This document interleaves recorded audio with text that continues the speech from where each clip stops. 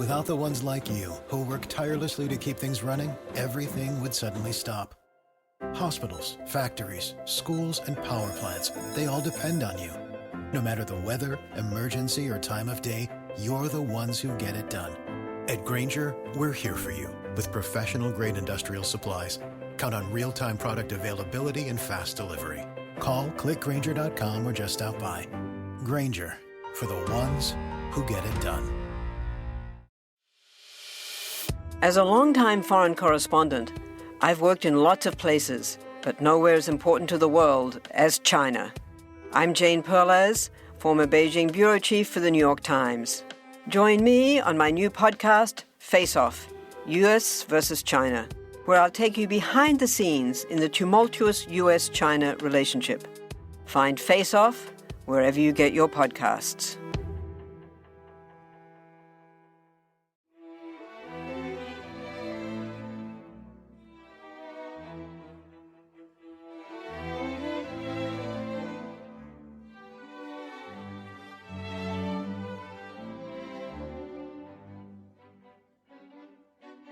Welcome to Pax Britannica. Season 3, Episode 26, The Mountain of Iron.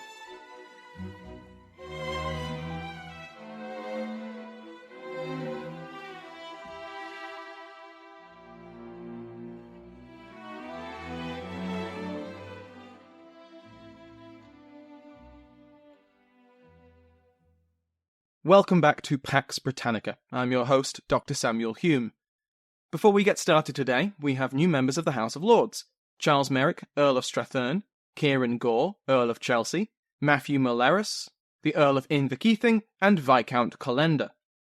All patrons get their own premium RSS feed that lets them listen to the podcast without ads, and the Earls get access to the bonus content, like the history of the Mughals.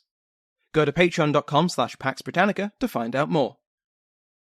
Last week, we saw the Battle of Dungeness, as the overconfident States Navy of the Commonwealth of England met the determined and resurgent navy of the United Provinces of the Netherlands.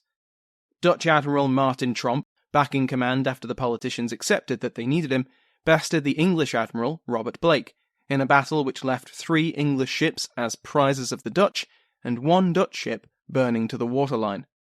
Though Tromp had outnumbered Blake, the larger size and firepower of the English ships was still a difficult obstacle to overcome. Blake had taken his fleet to the shelter of the Thames estuary, where Tromp could not follow. We left off last week with the Dutch making the most of their uncontested dominance of the English Channel and North Sea, capturing English shipping by the boatload and throwing their weight around against neutral countries in a way which was rapidly burning through their international support. Dungeness shattered a fantasy held by many people in the English government and the English public at large, that the war was practically over after Kentish Knock. The Dutch had not been beaten, after all, and if the English Republic was going to restore its rightful place as the most powerful nation sailing the waves, then the States Navy needed reform. Blake and Tromp had many parallels to one another. Both were aggressive commanders, they were both brave in battle, and both could see the flaws in their respective fleets. Just like Tromp had after Kentish Knock, Blake wrote to his political masters and informed them of the flaws of the navy, and his suggestions to fix them. Unlike the States General, which was laden with tradition and riven with faction between the admiralties, the Commonwealth of England was a revolutionary regime. It had, to quote Hainsworth and Churches, a, quote, capacity for effective action and decision, end quote. The first decision, and the bedrock of any changes, was money. Last week I described how the money had dried up. Now, stung by the defeat of Dungeness, the Rump Parliament voted to raise the monthly assessment, taxes levied on communities, from £90,000 to £120,000. The size of the standing army would be reduced to cost only £80,000 a month, with the remaining £40,000 set aside for the navy. More money was found by the selling and leasing of the estates and palaces of exiled royalists, and this went straight to the navy treasury. This flood of cash restored confidence in the shipbuilders, and work picked up immediately. Hundreds of labourers were hired in ports across the southern coast of England and into the Thames estuary, all working to repair damaged ships, refit merchantmen into warships, and build new ones from scratch. As we covered off last week, the Dutch had pressured the Danes to cut off English access to the Baltic trade and the wealth of naval supplies sourced from the forests of Sweden and Eastern Europe. So, the Commonwealth looked elsewhere. Within the Commonwealth itself, from the forests of Scotland and the untapped resources of the American colonies and the northern markets of Norway, where the Dutch could less easily reach. With the dockyards building ships, the Republic needed men to crew them. Pay was increasing from 19 shillings a month to 24 shillings a month for ordinary sailors, and higher ranks and more veteran sailors received pay rises too. Many sailors had grumbled at the pay they were owed, and special efforts were made to pay these arrears.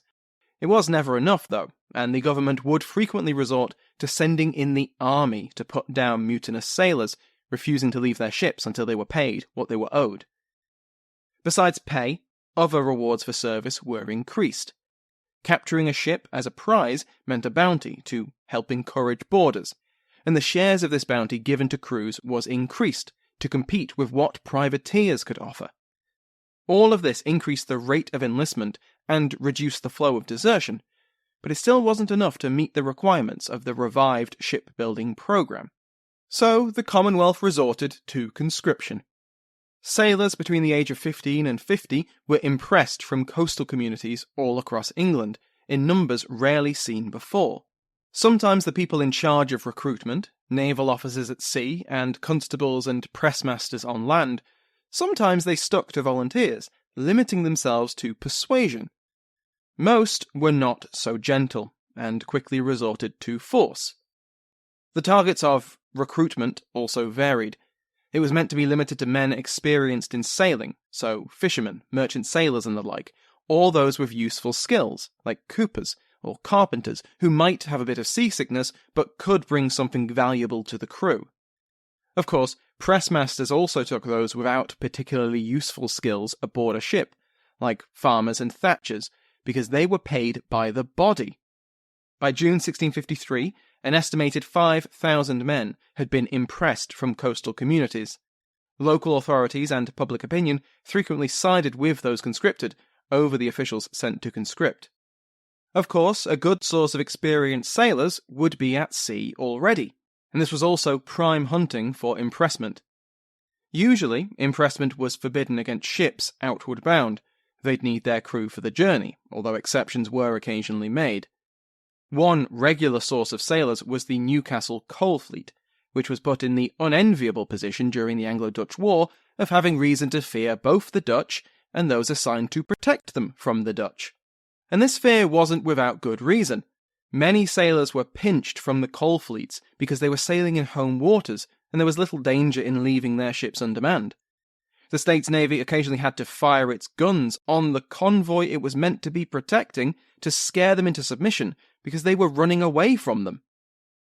This is also when the government transferred soldiers from the new model army into the Navy. More than 1,000 soldiers were stationed on the ships of the States Navy, both to stiffen morale and discipline the soldiers, and also to lead boarding actions. The foundation of the 1st Regiment of Royal Marines is still a decade away. You need royalty to have Royal Marines. But Churches and Hainsworth propose that this should be seen as the real founding, in the disciplined men of the new model army fighting on the waves for the Republic. This leaves the officers. Blake, though he accepted responsibility for Dungeness, reported how many captains and lower officers shrank in the face of their duty. These complaints were taken seriously. Several captains were removed from their posts and ordered to explain their conduct in London. None were convicted of any wrongdoing, but Blake had won the argument. The Council of State and the Naval Administration placed more dedicated captains, particularly officers with experience of naval warfare, on their warships, and began to phase out the drafted merchantmen. These armed auxiliaries were good for bulking out a fleet, but Blake and the other admirals and generals at sea were advocating for quality over quantity. A merchant captain may be an experienced sailor who may have gotten into some fights over the years, but too often they were more focused on their own priorities, either the safety of themselves, their crews and their ships, or plunder. To once again quote from Churches and Hainsworth, "They saw a battle as a free-for-all to which their admiral had invited them, in which their objective was to batter an enemy ship into submission and then make a prize of it for the profit of themselves and their eager crews." End quote. This all reminds me of the parliamentarian army before the new modelling. Individual officers and commanders working towards their own ends with limited overall command and general direction. The Navy had already been remodelled into the States Navy already, but it was clearly incomplete. In the wake of Dungeness, the need to enforce discipline became very clear. New laws of war were drafted and imposed on the fleet. Distributed on Christmas Day 1652, and in use with only minor revisions for another century, copies were displayed on every ship of the States Navy and regularly read aloud to the crew. Most of the articles focused on discipline, behaviour in battle, and threatened harsh punishments for cowardice and neglecting one's duty, especially for officers. But there were also articles that took a more holistic approach to the Navy. Just as in the new model army, piety and good behaviour was encouraged, and sinful behaviour like swearing, drinking, and visiting port brothels was discouraged. Of course, they didn't stop the sailors doing all that anyway, but there are notable cases where individuals were punished for these things. 5 examples of treason were explicitly listed, and death was a common punishment for treachery and negligence, although only rarely handed down. Twice between 1649 and 1660, and one of those cases was a captain murdering one of his crew, which would have been the death penalty before the laws of war. More common was the lash, demotion, a fine, or dismissal from service. The lash was often carried out on a small boat in view of all nearby ships. For the first time, the Commander-in-Chief could hold courts martial, rather than having to wait for land-based civilian tribunals. As Rodger puts it, under the stress of defeat, the Rump was forced to concede to the Navy considerably more authority and money than before. Blake offered his resignation, which was rejected out of hand. He would remain as General at Sea, and he oversaw the reorganisation of the States Navy. The chain of command was strengthened. Subordinates could discuss the plan at a council of war, but once they dispersed back to their ships, they were to follow the Admiral's lead. In battle, the fleet would be divided into 3 squadrons, the red, white, and blue, which wasn't a new development in itself, but they were reordered. Blake, as Admiral-in-Chief, General at Sea, would usually command the red squadron. A vice-admiral would command the white, and a rear-admiral would command the blue. They'd be paid £3, £2, and £1 a day, respectively. Each squadron would be divided into 3, vanguard, centre, and rear, and each division would have an overall commander. The commanders of red, white, and blue would also lead the centre divisions of their squadrons. The vanguards and rears would be commanded by a vice-admiral and a rear-admiral, respectively. If you're struggling to visualise this, because I certainly was, imagine 3 columns left to right, red, white, and blue, and then 3 rows in each column at the front, middle, and centre. This drastically increased the links in a chain of command. Before, a fleet of 50 to 80 ships would have to follow the lead of a single Admiral-in-Chief, who might be engaged in fighting, barely visible through the battle, incapacitated, or just too far away. Under the new system, there was much less chance of the fleet becoming leaderless. Redundancies were built into the chain. Every ship in every part of the fleet knew who to follow. Other reforms took place on land. The Admiralty Committee was replaced by a smaller 6-man Admiralty Commission, directly responsible to the Rump Parliament. This body was dominated by Henry Vane the Younger and his allies, who were energetic and devoted independents, and they worked efficiently to ensure that the States Navy had what it needed. Over December 1652 and January 1653, the States Navy underwent these changes. In dockyards from the Thames to Plymouth and the corridors of power in Westminster, a resurgent, revolutionary energy flowed into the fleet. The fleet, which Blake led out of the Thames estuary, numbered at least 52 strong. He was joined by generals at sea George Monk and Richard Dean. Blake and Dean were on Blake's flagship, the Triumph, and they commanded the Red Squadron, with the Baptist John Lawson serving as their vice-admiral. Monk was meant to be on shore but decided to come along anyway, and he led the White Squadron on the vanguard. Vice Admiral Penn commanded the Blue Squadron from the Speaker. Soon after Blake sailed on the 10th of February, reinforcements from other ports joined his force, and the fleet grew to about 70 ships. A large proportion were second- and third-rate ships, large vessels which packed a punch. The fleet lacked the two great ships, the first-rates Sovereign and Resolution, which were still undertaking repairs. Reaching Dover, the fleet embarked 1,200 soldiers, fresh from Cromwell's army. Blake complained to the Council of State that he was still undermanned, but he nevertheless set out on his hunt. Somewhere out there was Admiral Tromp, and Blake wanted a rematch.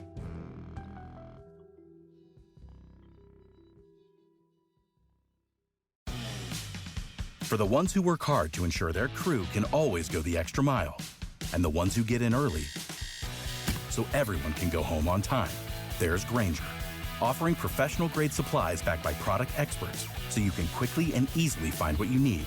Plus, you can count on access to a committed team ready to go the extra mile for you. Call, click Grainger.com, or just stop by. Grainger, for the ones who get it done. While the States Navy was being remodeled, Tromp had been sailing the English Channel, more or less, unmolested. By the end of January, he sailed from the Ile de Ré with about 75 warships, escorting a convoy of more than 150 merchantmen back to the Netherlands. From information received from neutral ships, one of the costs of Dutch heavy-handedness, Blake knew that Tromp was on the move, but he didn't know which route he'd take. The English Channel is a narrow sea, but it wasn't that narrow, and Blake had lost track of at least one Dutch fleet under de Ruyter once before. Blake didn't send out ships to scout, though, and instead led the fleet back and forth across the Channel, watching for any sign of the approaching Dutch. This patrol of the Channel led to the three squadrons becoming spread out. Meanwhile, Tromp led his fleet and the convoy east, hugging the English coast as he went. On the 18th of February, the two fleets finally caught sight of each other off the Isle of Portland, just off the Dorset coast. Well, part of Blake's fleet saw the whole of Tromp's fleet. In escorting the merchantmen, Tromp had kept his warships together. Blake's patrol had spread his fleet dangerously thin. Blake's Red Squadron had been separated over the night, and his rearguard was several miles away in the morning. Penn, commanding the Blue, was far to Blake's west, while Monk, commanding the White, was far to the south, barely in sight. To make these matters worse, the Dutch had the weather gauge, and the separated English fleet had to tack against the wind all day trying to come to Blake's aid. Because Blake needed aid. Tromp, eager for a fight as ever, saw Blake's flagship relatively isolated. The Red Squadron around Blake numbered only about 20 ships, and Tromp ordered 4 Dutch squadrons, under himself, Evertsen, de Ruyter, and Florisoen, to charge the vulnerable admiral. 88 ships against 20, with their reinforcements several hours away. Against those odds, a more cautious admiral might think that discretion was the better part of valour, and fall back to allow the rest of the fleet to catch up. But this was Robert Blake. Besides his preference for action, which was definitely a large part of his decision-making, he was worried that Tromp wouldn't chase him if he fell back, and would instead sail away with a convoy. Just as with de Witt, Blake seems to have believed that his opponent would prioritise the safety of the merchant ships, and just as with de Witt, this was a mistake. Tromp wanted this fight. Blake had other concerns. If he fell back to buy time for reinforcements, and Tromp chased him, then one of his reinforcements thought he was actually running away. Flag signalling was an immature science, and there was a chance that Penn, Monk, and Lawson might misunderstand his intentions and make their own escape, accepting what they believed to be their commander's judgment that this wasn't a fight they wanted. Far better for Blake to communicate his intentions in the clearest way possible. A broadside or 7. He'd just have to hope the rest of the fleet reached him before he was overwhelmed. So Blake's 20 ships met Tromp's 80 plus at about 9 in the morning, and they greeted each other with deafening broadsides which could be heard as far away as Portsmouth. Admiral Florisoun boldly charged Blake's squadron, but he was left unsupported by the rest of the ships under his command. His ship was then pummelled by 10 frigates, with parts of his rigging smashing to the deck. Florisoun managed to avoid capture or destruction, with relatively few crew killed, 8, but many more were wounded, and he sat out the rest of the battle undertaking repairs. Meanwhile, the Brederode and the Triumph, flagships of Tromp and Blake, battered each other with broadsides. Tromp later recorded his admiration for the English captain's loyalty towards their commander, as several moved to support Blake. When he attacked the Triumph, quote, "I had such a welcome from 3 or 4 of his ships that everything on board was on fire," end quote. He was exaggerating for dramatic effect. The same could not be said for the Triumph. In the hour it took for more of the English fleet to arrive and assist, the Triumph was fighting the Brederode and at least 6 other Dutch vessels. Tromp's numbers advantage was taking a toll. In broadside after broadside, the Triumph was hammered by cannon fire. But as we'll cover in a moment, Dutch fire was still aimed at the rigging. Relatively few shots were aimed at the hull of the ship. But that relatively few is very relative indeed.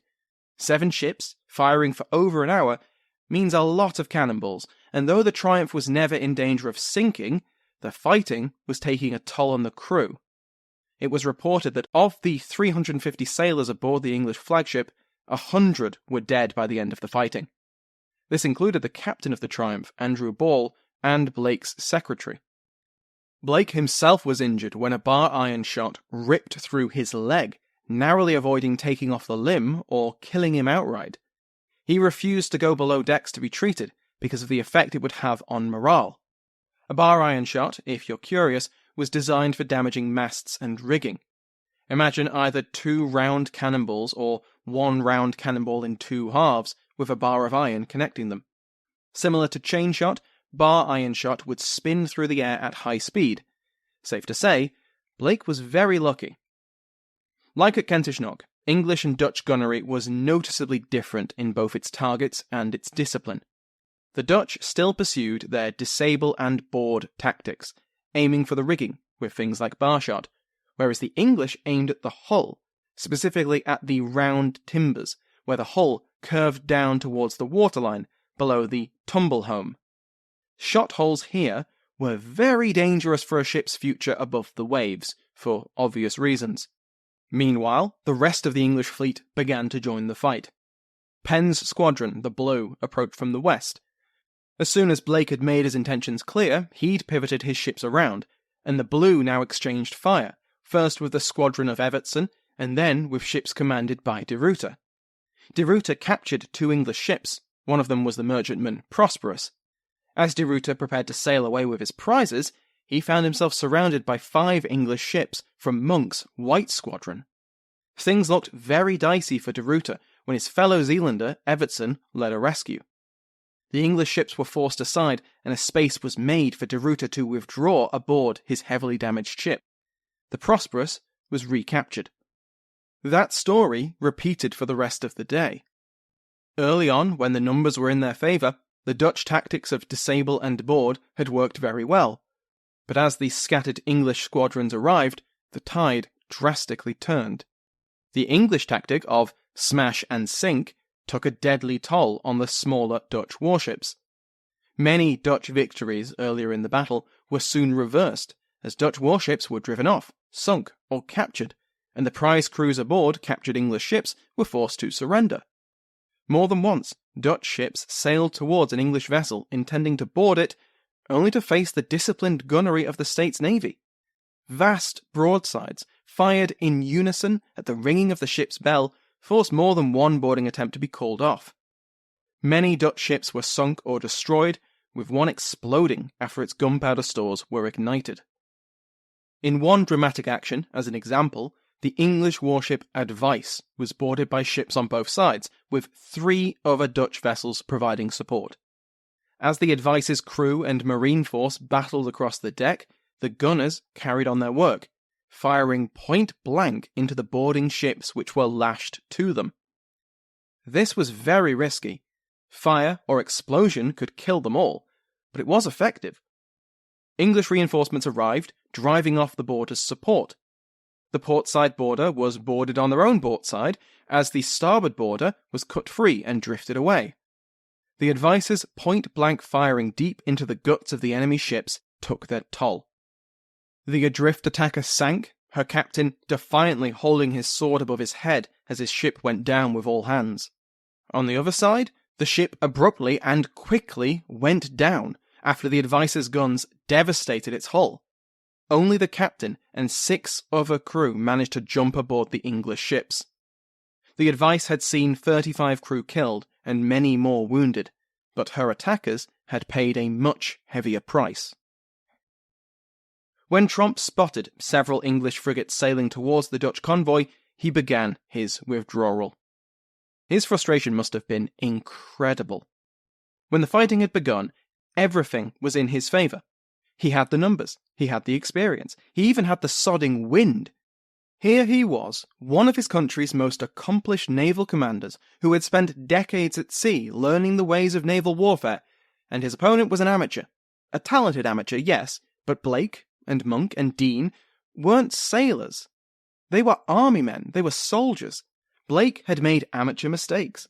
He wasn't scouting, he let his fleet spread out. Blake had handed himself up on a silver platter, 20 ships against Tromp's whole fleet. Tromp had swept down on him within an hour. Both Blake and the Triumph should have been in Dutch hands, and the Battle of Portland should have been a clear Dutch victory. And yet here they all were at the end of the day. Half a dozen Dutch ships were at the bottom of the channel. Another half dozen were English prizes. One had exploded. Most of his ships were pumping water out of their hulls just to stay afloat. Their ammunition was almost spent, and morale was below the waterline. Compare this to the English. The fleet of the States Navy had taken a beating, especially the Triumph, but Blake had only lost 1 ship, a merchantman, which had to be scuttled. 3 or 4 others had sailed away to Portsmouth for repairs, but that was it. His fleet was now all in one place, so any numbers advantage Tromp might have held was gone, and the English still had ammunition. Portland played to Blake's strengths. His army career during the Civil Wars displays his talents as a defensive commander. He defended the sieges of Lyme Regis and Taunton with grit and skill. What was the first hour or so of the Battle of Portland, if not a siege? Surrounded by a larger force, relying on his artillery, his heavier ships acting as castle walls, and him knowing that he just needed to hold out until reinforcements arrived to lift the siege. At Portland, Blake really earned his title, General at Sea. Overnight, both fleets made whatever repairs they could, and Tromp shared out what limited ammunition and gunpowder he had left. They kept sailing east, lighting up their positions with lamps, and any stragglers were set upon by Monk's fast frigates. This included a vast 1,200-ton merchantman called the Ostrich, which had taken serious losses in the battle. The wounded were taken onto another ship as the Ostrich was towed, but it had to be abandoned in the morning, and it was taken by the frigates. The Holland, slowed by the loss of a mast, was caught, her crew was removed and then scuttled by the pursuing English. Tromp formed his fleet into a crescent between the pursuing English and the merchant convoy. The sound of pumps echoed over the water, interrupted by occasional cannon fire. As the ships neared the Isle of Wight, the fastest English ships caught up to the Dutch. 2 more Dutch ships were captured, with 1 scuttled. Afterwards, De Ruyter's ship had to be towed, and Florisoun's freshly replaced rigging was destroyed again. After a day of a chase, night fell, and Tromp ordered the remaining ammunition rationed out. The next morning, the sun rose on an increasingly desperate Dutch fleet. Several captains attempted to desert, and when Tromp had them brought to him, they said they had nothing left to fight with. He had them take position at the centre of the convoy. The merchantmen didn't know they had no ammunition, and they'd be reassured by their presence, or at least that was the hope. Throughout the morning, the chase continued. Several more ships, both warships and merchantmen from the convoy, were cornered and captured, or sunk. Tromp led his fleets south, and by the late afternoon of the 20th of February, they were off the French coast. The English fleet was on their tail, with the wind at their back, as the light began to fade. Tromp anchored his ships off the cliffs of Cap Gris-Nez, slightly to the west of Calais. Blake watched, and as the sun set, ordered his fleet to stick close and keep their lamps on. In the shadows of the cliffs, the Dutch fleet bobbed without lanterns. In the morning, Tromp would have nowhere to go. When the sun rose, Blake looked out in astonishment. Instead of a forest of tattered and broken masts, Cap Gris-Nez was empty. Here, he discovered the difference between himself, a general at sea, and a sailor who had been on the ocean since he was 10 years old. Tromp knew these waters. He knew his talents, and he trusted in the seamanship of his crews. In the dead of night, he led the remains of his 80-ship fleet and the 150-ship convoy through a deep channel of water. Over the following days, Tromp's fleet suffered through rough weather. More and more ships had to be towed, pumps were running non-stop, and Florisun's mast, the third one since Portland, snapped and went overboard. But the English, though still chasing, were safely far away. Tromp's disappearing act had given them the head start they needed to get home, and by the 3rd of March they anchored off Dunkirk. About 70 ships were still with Tromp at this point, and that is including the merchant convoy. Most of those missing ships were not captured or sunk, though, and had instead taken their own chances, or got lost in the night, and were scattered across the channel or in neutral ports. Blake decided not to risk the weather, and he took his battered ships home, disappointed that Tromp had got away. The celebrations in the Commonwealth and in Westminster were unconcerned about that pessimism, though there was none of the naivety which had followed Kentish Knock. Mistakes had been made, everyone knew that, and especially George Monk. Like Blake, he was an army man with little naval experience. Portland was his first battle. But some principles applied to the sea as much as to land. Principles like scouting for your enemy and concentrating forces. In terms of numbers, Churches and Hainsworth state that the Dutch lost 17 warships and 60 merchantmen, sunk or captured over the 3 days of battle and pursuit. Rodger puts the numbers lower, at 9 warships and 24 merchantmen. Either way, the Battle of Portland was the worst disaster in Dutch naval history. Next time, we will finish off the First Anglo-Dutch War. Thank you to my House of Lords, including the King's favourite, Mike Sanders, the Duke of Newcastle, Jonathan Williams, the Marquis of Dorset, Thomas Kessler, and the Countess of Clarendon, Mandy Wright. Go to patreon.com/Pax Britannica to join their ranks and listen to the podcast without ads. If you enjoy the podcast, please consider leaving a review on Apple Podcasts or recommend it to a friend. For other great podcasts on the Airwave Network, such as the History of the Second World War, check out airwavemedia.com. Thank you to Sounds Like an Earful for the interval music in today's episode, to my entire House of Lords, and to you for listening.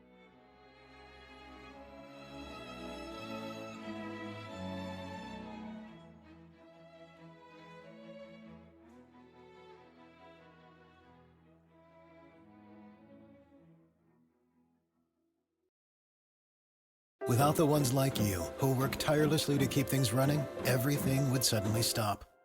Hospitals, factories, schools, and power plants, they all depend on you. No matter the weather, emergency, or time of day, you're the ones who get it done. At Grainger, we're here for you with professional-grade industrial supplies. Count on real-time product availability and fast delivery. Call, click Grainger.com, or just stop by. Grainger, for the ones who get it done.